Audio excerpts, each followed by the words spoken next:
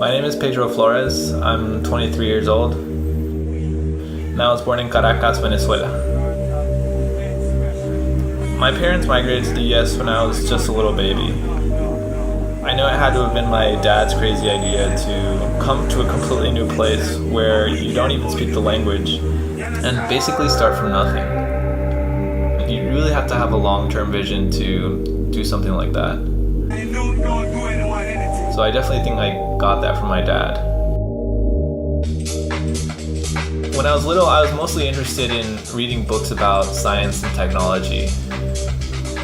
It seemed like those books talked about things that were actually real. Like instead of made-up stories, they talked about how the world that I was in actually worked. And it made the world seem like it wasn't some mysterious void.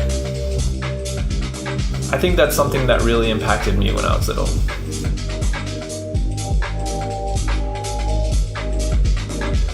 Then when I was around 18, I was trying to figure out what I was supposed to do in life. I got kind of tired of trying to figure out what I wanted to do. And it seemed kind of narrow to only think about the things that were important to me and my little group of friends and family.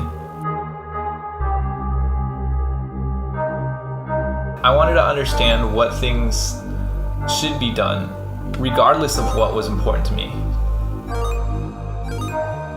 Like instead of looking at life like a first-person game where the goals are designed from the perspective of your character within a group of other players, you can also think of it in a different way where you see life as more of a civilization type game and you actually care about the whole group. In a way, the whole team is your character. So I started to ask myself, what types of things would I want if humanity was my character? What would I want to do if all life in the universe was my character? And learning about the past, it really seems like we've been trying to figure this out for a while now. We first started off by making these tools to help us gather food. And then we started getting really smart by designing tools to help us gather knowledge. And then we use that knowledge to make even better tools to gather knowledge. Today, that concept of gathering knowledge and building tools is called science and technology.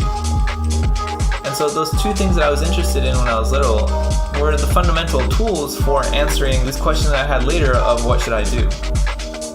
Since we don't understand enough about life or the universe to know what to do in it, the only option we have is to keep gathering knowledge and building better tools so that one day we'll understand enough that we'll be able to lay out all the things that are possible, and then we can start to think about which of those things we actually want to do.